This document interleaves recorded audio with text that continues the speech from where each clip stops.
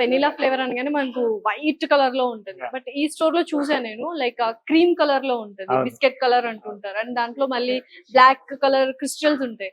అసలు ఏంటి, what is that? Vanilla beans చూసారు ఎప్పుడైనా? నల్లగా బ్రౌనిష్ బ్రౌనిష్ గా ఉంటాయి, కొన్ని డార్క్ బ్రౌనిష్ గా ఉంటాయి. దాన్ని వాటర్ లోను, ఆయిల్ లోను, ఆల్కహాల్ లోను సోక్ చేసి ఓవర్ నైట్ చేసి దాంట్లో ఉన్న బీన్స్ అన్ని బయటికి తీస్తాయి. That is an real vanilla extract. అది ఏ కలర్ లో ఉంది? మిల్క్ బేస్ లో, ఐస్ క్రీమ్ బేస్ లో మనం మిక్స్ చేస్తే ఏ కలర్ ఇవ్వాలి? కొద్దిగా ఆ బ్రౌనిష్ టింట్ ఇవ్వాలి, దాంట్లో ఉన్న బీన్స్ కనిపించాలి. That is what we are doing. దాంట్లో నేను 120 రూపాయలు పర్ లీటర్ పెట్టే chemical based vanilla extract flavour ని తీసుకొచ్చి 2 డ్రాప్స్ చేసేసినా మీకు వెనిలా టేస్ట్ వస్తుంది, ఫ్లేవర్ వస్తుంది. మార్కెట్ లో మీరు చెప్పింది ఇది మాది అంతే. ఆర్టిఫిషియల్ ఇది. సో అంటే ఇవన్నీ ఏంటంటే నా 12 ఏళ్ల శ్రమ.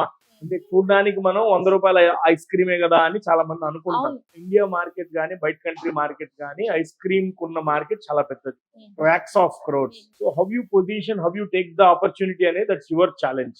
సో ఇప్పుడు మేము ఈ సో కాల్డ్ ఇంగ్రీడియంట్స్ కానీ ఎక్స్ట్రాక్షన్ కానీ ఈ ప్రాసెస్ అన్ని కంటెంట్ లోకి కన్వర్ట్ చేస్తున్నాం టు గివ్ ద కాన్ఫిడెన్స్.